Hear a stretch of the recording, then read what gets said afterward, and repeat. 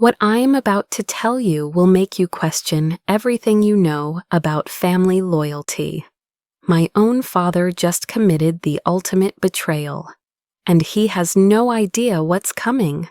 I funded a $26,000 family trip to Dubai, and my dad gave my seat to my brother's fiancée. He looked me dead in the eye and said, "She deserves it more." That was his first mistake. What happened next will haunt him forever. Family loyalty has a price, and I just learned mine was $26,000. But here's the thing about betrayal. It teaches you who people really are when they think you're not paying attention. And trust me, I've been paying very close attention. My name is Rebecca Thompson, and for the past 3 years, I've been the family ATM.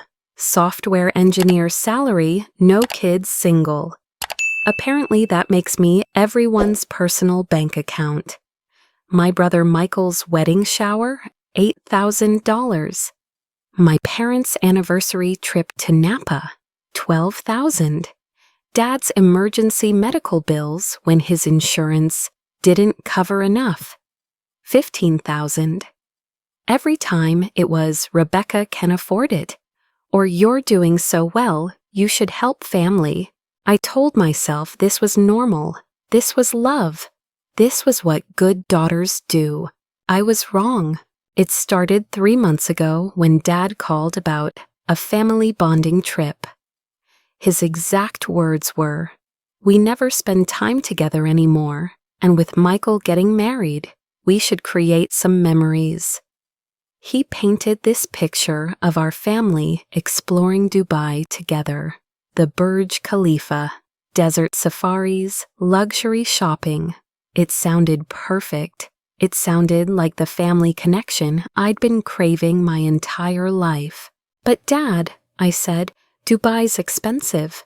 How are we going to afford?" "Don't worry about that, sweetheart. We'll figure it out together." Together. That word should have been my first red flag. Within a week, I was booking everything. The Atlantis Resort, $8,000 for 6 people, 5 nights. Emirates first-class flights, $12,000 for the group. Activities, dining, shopping budget, another $6,000 transferred directly to Dad's account for easier coordination. Every swipe of my credit card came with Dad's reassurance. "We'll settle up later," and the family appreciates this so much. But here's what I started noticing. Dad only called when he needed something. Mom would text me links to expensive Dubai experiences with messages like, "Wouldn't this be fun, Brother Michael?" Radio silence unless it involved trip logistics. And then there was Ashley Martinez, his fiancée, who suddenly became very interested in our family dynamics once the Dubai trip was booked. The signs were everywhere, but I ignored them. When Dad said, "Your brother is struggling with wedding costs," I nodded sympathetically. When Mom mentioned Ashley's family doesn't travel much, I felt grateful to include her. When I wasn't added to the family group chat about trip planning, I told myself they were just handling details. Here's what 89% of family financial abuse victims miss, and I was no exception. First, the requests escalate gradually. It starts with small favors, then grows into major financial commitments. Second, there's always an emotional hook. Family should help each other, or you're the successful one. Third, information gets controlled. You're funding everything but excluded from planning. Fourth, your boundaries get tested repeatedly until you stop setting them. And fifth, there's always a crisis that makes saying no seem heartless. I should have seen it coming when Dad started dropping hints about Ashley. "She's been through a lot," he'd say. "Her family doesn't have much money. She's going to be part of our family soon." Each comment was a tiny manipulation, preparing me for what came next. The breaking point happened on a Friday at 7 p.m. I was in my apartment, packing for our Dubai departure in 2 weeks, actually excited for this family adventure I'd bankrolled. My phone rang. "Rebecca, we need to talk about the trip." Something in Dad's tone made my stomach drop. "What about it?" "Well, Ashley really wants to experience Dubai with the family. She's never been anywhere like that before." "Okay," I said slowly. "That's great. She's coming with us." "The thing is, we've been doing some math, and 6 people is a lot. The hotel room configurations, the activities. It's getting complicated." My heart started pounding. "Dad, what are you saying? Ashley should go instead of you. She's going to be part of the family soon, and she deserves this experience. You'll have other opportunities to travel. You make good money. You can plan your own trips." The words hit me like physical blows. Instead of me? "Dad, I paid for this entire trip. We'll pay you back eventually, but right now Ashley needs this more than you do. She deserves it more." She deserves it more. Those 5 words shattered something inside me that I didn't even know was fragile. I stood in my apartment, surrounded by Dubai guidebooks and packed suitcases, and felt something fundamental shift in my chest. "She deserves it more," I repeated quietly. "That's right. Ashley's been through a difficult time, and this would mean the world to her. You understand, don't you?" I understood perfectly. I understood that I had been funding my own replacement. I understood that $26,000 was apparently the exact price of my value to my family. I understood that "she deserves it more" was code for "your money matters more than you do." "I need to think about this," I said. "There's nothing to think about. Ashley's going, and that's final. We'll make it up to you somehow." After I hung up, I sat in complete silence for 30 minutes. Not crying, not angry, just absorbing the magnitude of what had just happened. My father had called to inform me that I was being removed from the vacation I had funded, and my spot was being given to someone who deserved it more. But knowing the truth was just the beginning. That night, I didn't sleep.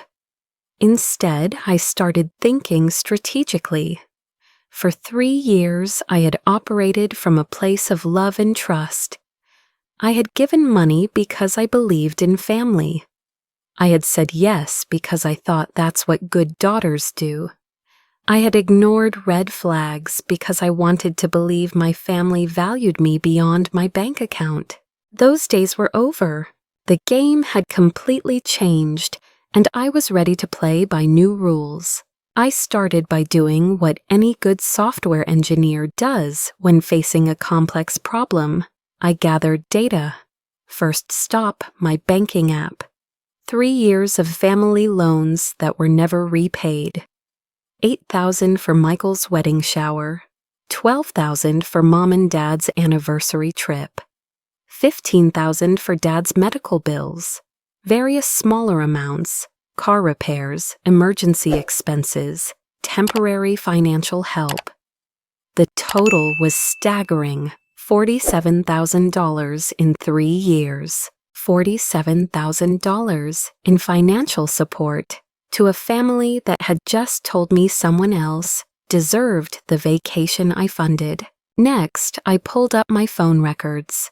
Dad's calls to me followed a predictable pattern. They spiked whenever there was a financial need and dropped to almost nothing afterward. Our last real conversation that wasn't about money, I couldn't remember. Then I started screenshotting the family group chat I wasn't included in, but could see through Mom's phone when she visited. Text conversations with Dad about the Dubai trip, where he repeatedly said, "We'll figure it out together," while I was the only one contributing. social media posts from Michael and Ashley about their excitement for Dubai, without a single mention of who was making it possible. The evidence painted a clear picture. I wasn't a beloved daughter and sister who happened to be financially successful. I was a resource to be managed and manipulated. But here's what separated this moment from every other time I'd felt used. Instead of getting emotional, I got strategic. I called my financial advisor, Sarah Chen, and scheduled an emergency meeting. I researched family financial abuse. Yes, that's a real thing, and I was a textbook case. I downloaded a call recording app that was legal in my state, and I started building my support network. First call, my Aunt Sarah, Mom's sister, who had always been the family truth teller. "Honey," she said when I explained the situation, "this isn't the first time." "What do you mean?" "Your parents have been treating you like a bank since you got your first real job. Do you remember when Michael needed money for his car down payment? They asked you, not me, not your grandparents. When they wanted to renovate their kitchen, Rebecca's problem. They've trained you to be their financial safety net, and you've been so generous that you made it easy for them." Hearing it from someone outside the immediate family dynamic was like having a light switched on in a dark room. Aunt Sarah had watched this pattern develop for years. Second call, my best friend Lisa, who had been quietly concerned about my family's financial requests for months. "Rebecca, we've been worried about this pattern for so long. Every time you mention your family, it's because they need money. When's the last time they called just to see how you were doing?" I couldn't answer that question. Third step, I scheduled a consultation with an attorney who specialized in financial family disputes. I needed to understand my rights regarding the Dubai trip reservations, all of which were in my name. "You have every legal right to cancel these reservations," the attorney explained. "The hotel, flights, and activities are all booked under your name with your credit cards. Your family has no legal claim to these arrangements." By Monday morning, I had assembled my evidence, built my support network, and developed my strategy. The Dubai trip was in 10 days. My family thought they had successfully managed me into accepting their decision. They had no idea what was coming. The best evidence always hides in places they never think to look. In my case, that place was my own financial records. Every transaction told a story of manipulation. Every text message revealed the pattern. Every phone call showed how I'd been trained to respond to their needs without question. I spent the next week documenting everything. Bank statements showing the exact breakdown of the $26,000. Screenshots of family conversations where my contributions were minimized or ignored completely. Voice recordings of Dad's calls where he used emotional manipulation to secure my funding. But the most powerful evidence wasn't digital, it was testimonial. Aunt Sarah agreed to be present for the conversation I was planning. She had witnessed years of this behavior and could speak to the pattern from an objective family perspective. Lisa documented our conversations where I'd expressed confusion and hurt about my family's treatment. She could testify to the emotional impact of their financial exploitation. My financial advisor prepared a detailed analysis of my 3-year financial relationship with my family. The numbers didn't lie. I had given $47,000 and received 0 repayment, 0 acknowledgement, and 0 consideration in return. The attorney prepared a letter outlining my legal rights to the Dubai reservations and my intention to exercise those rights. I was building more than a case. I was building an intervention. 3 days before the Dubai departure, I invited the family to dinner. "Let's celebrate Dad's birthday and get excited about our trip," I said. I picked a nice restaurant, public enough to prevent extreme reactions, but private enough for honest conversation. Dad, Mom, Michael, and Ashley all arrived excited about their upcoming Dubai adventure. They had no idea that none of them would be going. Revenge is best served cold and at exactly the right moment. I had chosen Dad's birthday dinner 3 days before, our supposed Dubai departure for maximum impact. The restaurant was perfect, upscale enough to make the moment feel significant, public enough to prevent anyone from losing their minds completely. I arrived 15 minutes early and requested a corner table where we could have privacy but still be surrounded by other diners. I had my folder of evidence in my purse, my phone recording app ready, and Aunt Sarah on standby for a call if needed. Most importantly, I had clarity. For the first time in 3 years, I knew exactly who I was dealing with and what needed to happen. Dad walked in first, beaming about his birthday celebration and talking excitedly about Dubai. Mom followed, already showing Ashley photos on her phone of the places they planned to visit. Michael looked relaxed, probably relieved that someone else was handling all the logistics and expenses. And Ashley? Ashley looked like she had won the lottery. "Rebecca," Dad boomed, giving me a hug. "My generous daughter, are you getting excited about our family adventure?" The irony was breathtaking. Our family adventure that I wasn't invited to. "Actually, Dad, before we celebrate your birthday, I have an announcement about the Dubai trip." Everyone settled into their chairs, expecting maybe a change in itinerary or a surprise addition to our activities. They had no idea their entire world was about to shift. "I've been thinking a lot about what you said, Dad, about how Ashley deserves this trip more than I do." Ashley shifted uncomfortably. She wasn't stupid. She could sense the change in my tone. "And you know what? You're absolutely right. Ashley does deserve this trip more than me." Dad smiled, thinking he was about to receive validation for his decision. Ashley deserves to pay for it herself. The silence that followed was deafening. I pulled out my folder and placed it on the table. These are the receipts for every expense related to our Dubai trip. Hotel booking, $8,000, charged to my credit card. Flight reservations, $12,000, my bank account. Activities and dining budget, $6,000, transferred to your account, Dad. Total, $26,000 of my money for a trip I'm apparently not invited to take. Dad's face went from confusion to anger in about 3 seconds. "Rebecca, what are you doing?" "I'm doing what you taught me to do, Dad. I'm being generous. Since Ashley deserves this trip more than I do, I'm generously allowing her to take over the financial responsibility." I slid copies of the booking confirmations across the table.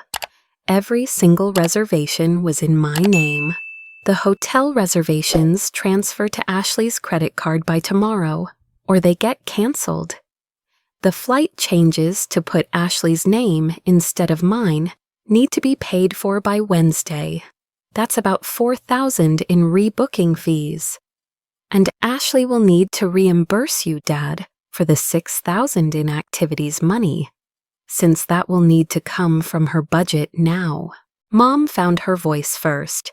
"Honey, surely we can work this out. Can't we all just go together?"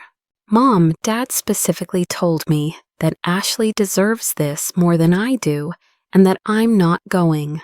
I'm simply respecting his decision and removing my financial support from a trip I'm not taking." Michael finally spoke up, and his voice was tight with panic. "Rebecca, we can't afford to cover all of this. The wedding expenses, Then maybe you should have thought about that before agreeing to remove me from a trip I funded." Ashley had gone completely pale. I never asked for anyone to be removed from the trip. I thought there was room for everyone." I looked directly at her. "Ashley, according to my father, you deserve this trip more than I do. So congratulations, it's yours, all $26,000 worth of responsibility." Dad's anger was building. "You're being ridiculous, Rebecca. This is family. We don't charge each other for..." "For what, Dad? For 3 years of funding your emergencies, your trips, your medical bills, for $47,000 in family support that was never repaid?" I pulled out the bank statements because I have documentation of every single transaction. The number 47,000 hit the table like a bomb. Even I hadn't said it out loud before that moment. "That's not..." Dad started, then stopped, because the evidence was right there in black and white. "Here's what's going to happen," I continued, my voice steady and calm. "Ashley can contact the Atlantis Resort by tomorrow to transfer the booking to her credit card, or I'm canceling the entire reservation. Michael can call Emirates to change the flight reservations to Ashley's name and pay the rebooking fees, or those get canceled too. And Dad, you can explain to Ashley how the $6,000 activities budget works, since she'll be funding that now." "Rebecca, please," Mom tried to mediate. "Can't we just work this out? Like we worked out the $8,000 for Michael's wedding shower that was never repaid? Like we worked out the $12,000 for your anniversary trip that I'm still waiting to be reimbursed for? Like we worked out Dad's $15,000 in medical bills that somehow became my responsibility?" Each number was a precision strike. I had done my homework. Ashley spoke up, her voice small. "I can't afford this. My family doesn't have this kind of money." "Then maybe you shouldn't have accepted a spot on a vacation that required removing the person who paid for it." Dad slammed his hand on the table, causing nearby diners to look over. "This is extortion." "No, Dad, extortion is what you've been doing to me for 3 years. This is accountability." I stood up and placed a business card on the table. "That's my attorney's information. All the reservations are in my name, paid for with my money, and I have every legal right to cancel them. You have 48 hours to sort this out among yourselves." As I walked away from that table, I could hear the explosion beginning behind me. Dad's voice rising in anger, Michael's panic about the money, Ashley's quiet realization that she was in the middle of a family war she hadn't started, and Mom trying desperately to mediate a situation that was way beyond mediation. I didn't look back. The next 24 hours were exactly what I expected. My phone exploded with calls and texts. Dad alternated between rage and guilt-tripping. "How could you do this to family?" followed by, "Your mother is crying because of your selfishness." Michael tried practical negotiation.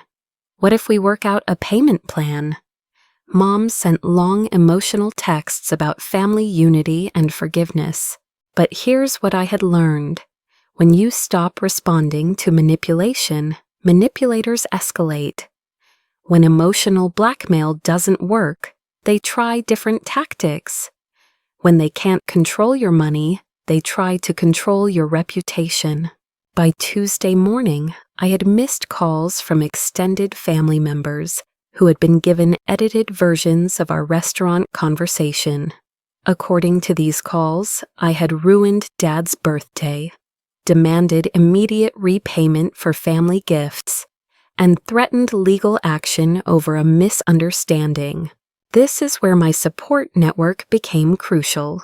Aunt Sarah called me Tuesday afternoon. I just got off the phone with your mother. Would you like to know what she told me versus what actually happened? Let me guess, I'm the villain in her version?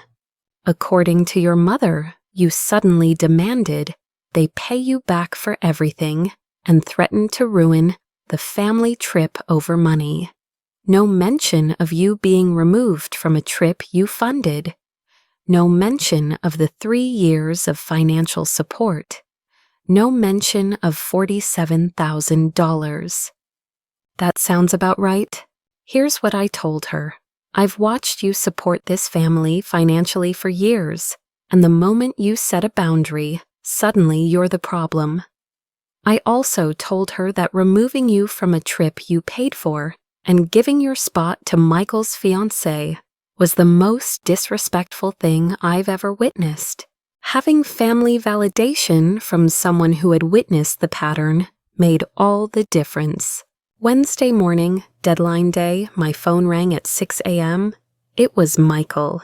Rebecca, please, we've been up all night trying to figure this out. We can't come up with $26,000 in one day.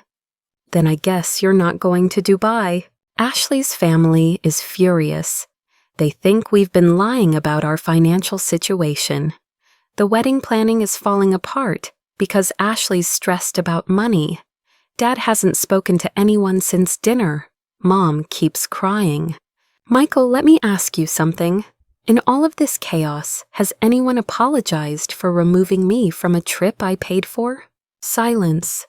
Has anyone acknowledged that maybe, just maybe, telling me that Ashley deserves it more was hurtful and wrong? More silence. Has anyone suggested that perhaps 3 years of me funding family emergencies with no repayment might be a problem? Rebecca, that's what I thought. You're not upset about the money, Michael. You're upset that your free ride is over. At noon on Wednesday, I canceled everything. The hotel reservation, the flights, the activities. $26,000 worth of Dubai dreams evaporated in a series of phone calls. Some deposits were refundable, some weren't. I didn't care about the money I lost. It was worth every penny to establish the boundary. The aftermath was swift and brutal. Ashley broke up with Michael that weekend. The stress of the financial revelations and family drama was too much for their relationship.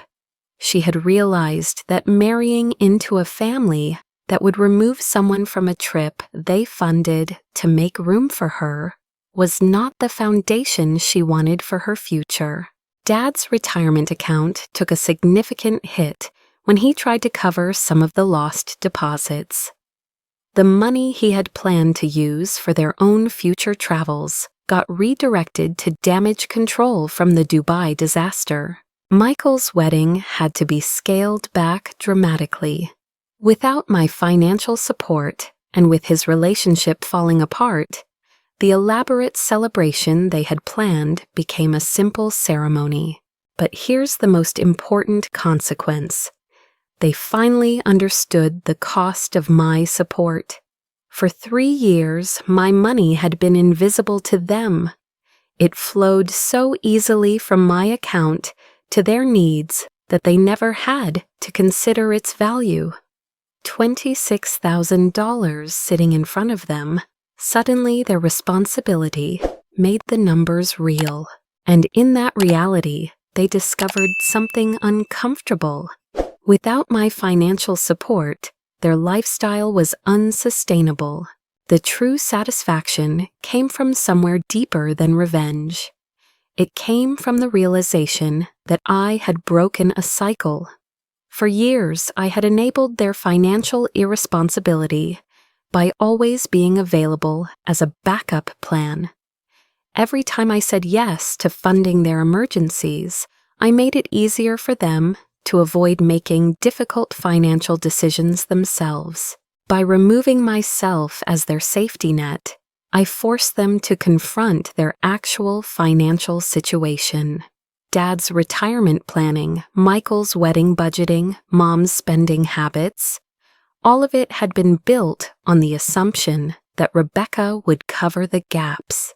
But beyond the family dynamics, something more important happened. I discovered who I was when I wasn't trying to buy love and acceptance. For 3 years, I had confused financial generosity with family connection. I thought that being useful made me valuable, that being needed made me loved. I was wrong on both counts.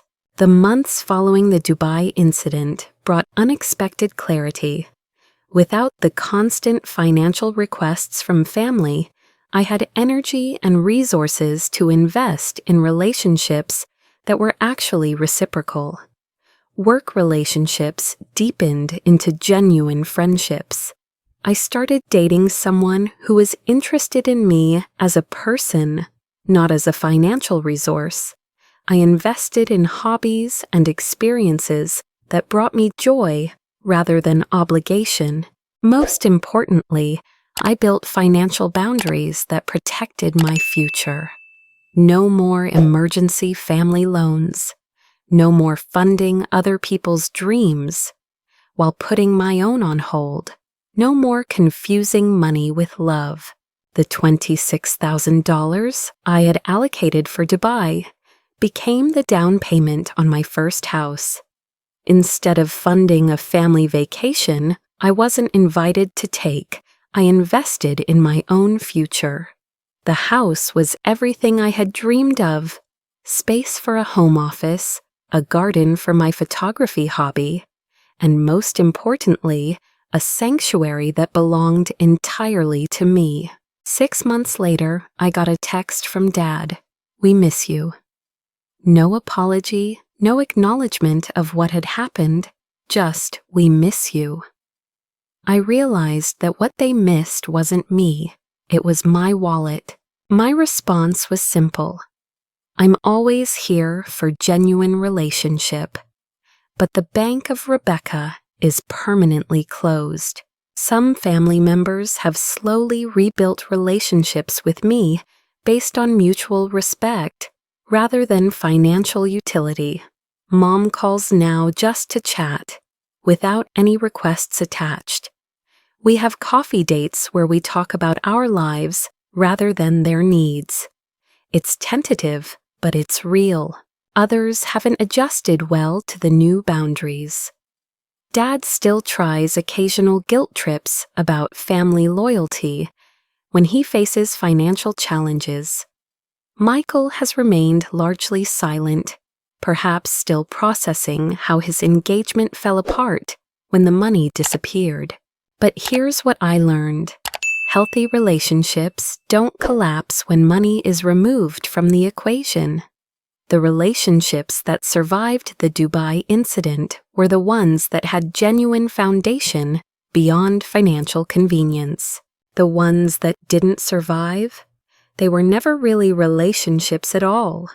They were transactions disguised as family bonds. Today, my life looks completely different. I've been promoted to senior developer at work, partly because I have the confidence that comes from setting boundaries and protecting my own interests. I'm planning my own solo trip to Dubai next year, on my terms, with my money, for my enjoyment. The house I bought with the Dubai money has become a space where I host friends who value my company, not my credit card. I've started a small photography business that's growing because I have the financial freedom to take creative risks. Most importantly, I've learned that your real life begins when you stop trying to buy love and start demanding respect. Family should be about mutual support, not one-way financial flow. Love shouldn't come with a price tag, and loyalty shouldn't require you to sacrifice your own financial security. The Dubai trip that never happened taught me the most valuable lesson of my adult life. Sometimes the best investment you can make is in yourself, And sometimes the most loving thing you can do for your family is to stop enabling their dysfunction. I don't just survive toxic family dynamics anymore. I thrive because I put myself first. And that's not selfish, that's survival, that's growth. That's what you do when you finally realize that you deserve better than being someone's backup plan. Even when that someone is family, your money has value, your time has value, and most importantly, you have value that exists completely independent of what you can provide for other people. Remember that the next time someone tells you that somebody else deserves it more, they don't, you do.